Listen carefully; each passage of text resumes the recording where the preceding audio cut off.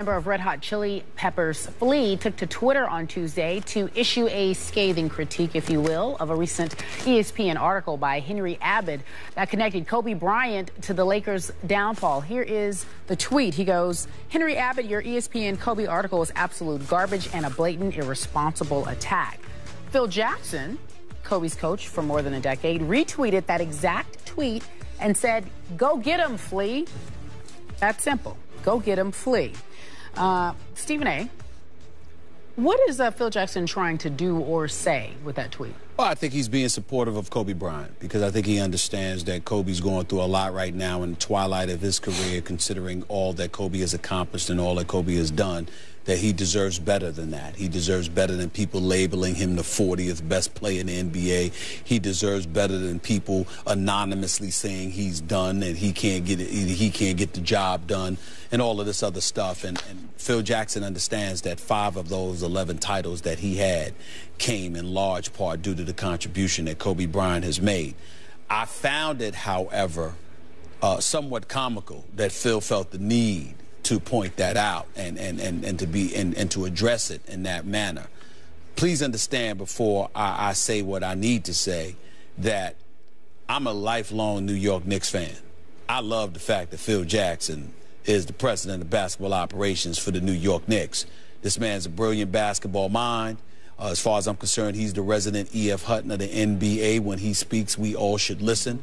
Nothing but profound respect for this man. But even though I'm not one who talks to Phil per se, other than ask a question, and because it's not like he's gonna sit down one-on-one with me. One of the reasons that he may be a bit hesitant to do so is because I was never shy in the past about pointing out the last season, A Team in Search of Its Soul. His book. That was the book written by Phil Jackson in the aftermath of the 2003-2004 season when he had departed as coach of the Los Angeles Lakers. And I was on the record saying that I had a problem with the fact that this coach, who was known for, keeping copious notes and having his diaries and, saying what he needed to, what he wanted to say in the form of a book, I thought that it was a violation of trust that he had written this book and had talked about Kobe Bryant in the way that he talked about Kobe Bryant. I think one quote in there is where Phil was saying, according to excerpts of the book, he went to Mitch Kupchak, said, "I won't coach this team next year if he is still here. He won't listen to anyone. I've had it with this kid." Talking about how he wanted Kobe Bryant traded. Talking about how there was, he tried to trade Kobe Bryant in 1999-2000 season for Jason Kidd and Sean Marion. Ultimately pointing out some of the things about Kobe Bryant being a headache, etc. Well, one could argue that the article by Henry Abbott, one could argue that some of the things that have been said in a less than flattering manner about Kobe Bryant over the years is due in large part to revelations given to us by Phil Jackson. Because we understand that Kobe Bryant and Shaquille O'Neal butted heads, and Shaquille O'Neal was never shy about how he felt about Kobe Bryant at one time, and vice versa, with Kobe Bryant feeling that way about him. But that's not enough to attach a strong level of credence and credibility to arguments against Kobe Bryant if it wasn't substantiated by one Phil Jackson. So in the end, to see him give this quote, I get it. He's qualified. Who am I to question the great Phil Jackson? The only issue that I have ever had with this man in his illustrious career as a coach in Chicago and in L.A., profound respect for him to this day. Love the fact that he's a member of the New York Knicks. But I never felt it was right for him or any other coach to coach a team filled with players, ask for their trust, garner their trust, then turn around and write a book about it. I've always had an issue with that, and I always will. So, E.F. Hutton wrote in his book, Kobe is, quote-unquote, uncoachable. At that time, yes. E.F. Hutton said that. He did say Were that. you listening? Yes, I was. Okay. So that's on the record. It's for posterity and print in that book, right? Let's remind the world that he wrote it, retired, and came back and coached that the uncoachable, and got 2 more rings. Let's make sure we remember that. All right. Go ahead. I covered Phil Jackson in my days as the columnist for the Chicago Tribune. Had a couple sessions with him, got to know him a little bit, loved him, but was a little wary of his ways and means that he motivated his team with. The Zen master could be the spin master when it suited his purposes. And apparently, when he returned to the Lakers, he was able to convince one Kobe Bryant, I was just trying to sell some books. You know, like he obviously got back in Kobe's good graces, right? Because they won together, correct?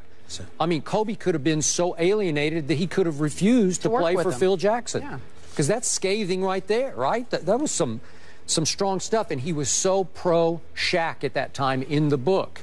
He said that the coaching Shaq was an experience I will cherish forever. So clearly, he sided with Shaq in these, can I call it a spat between Kobe and Shaq? Is that fair? It was an ongoing spat over, it's kind of childish to me, but it's like this town ain't big enough for the both of them, and one had to go, and Shaq went, and it was clear Phil did not support that decision, that he wanted Kobe gone, and he wanted to keep Shaq. So somehow it came full circle to where he successfully was able to coach Kobe. And I'm not, like this tweet we're talking about. It's possible that Phil is merely supporting his friend Flea in this tweet. Like, go get him, Flea. Like, go Flea. That doesn't necessarily mean he's supporting. How is that him not supporting Kobe? Well, we don't know. Supporting Kobe. But he could be laughing, saying, "Go Flea, go!" Like go get him, because it's funny to Phil. Well, I don't agree with that. I think that Phil is supporting Kobe Bryant because I think that they rekindled their relationship. I think a lot of conversations took place, and I think in some respects both saw the error of their ways, because it's not like Phil was lying about Kobe.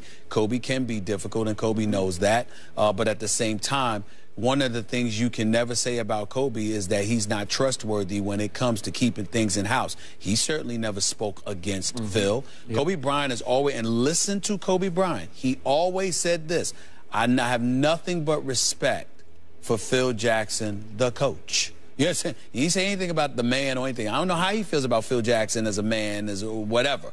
But I know that he, in all the years that I've known Kobe, I know two things. He has always respected Phil Jackson.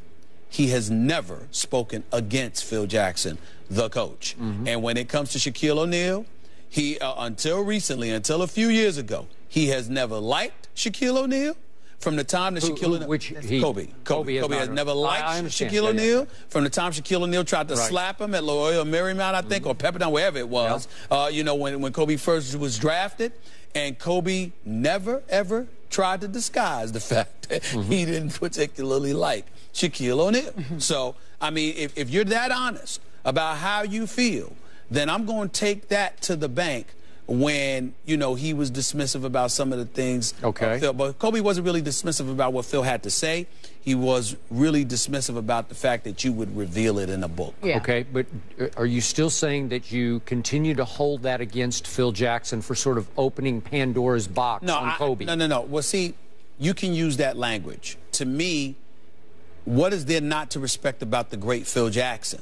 So the respect is there. But what Phil Jackson has to respect is that while we can all appreciate, praise, and recognize your greatness as a coach, and we assume that it's going to continue as an executive, that doesn't make you flawless either. Phil Jackson wrote a book.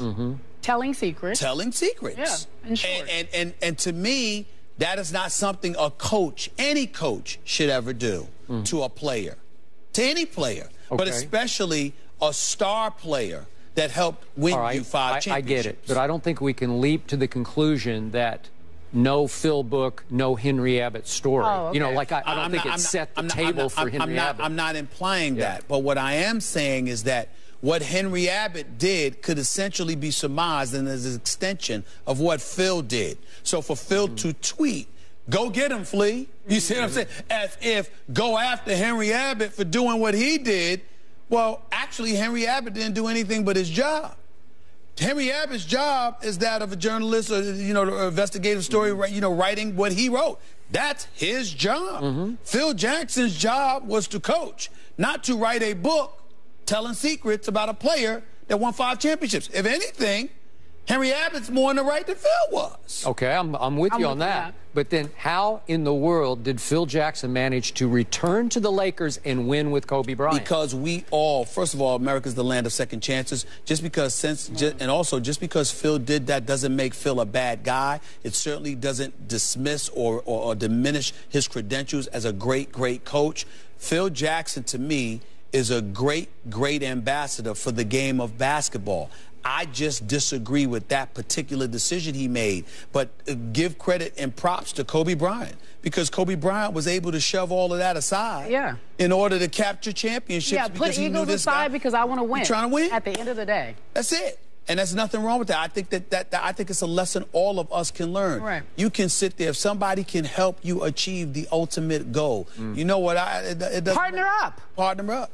So do you believe you can work with the devil? I can work with the devil if it's about winning. Well, there you go. There we go. Yeah.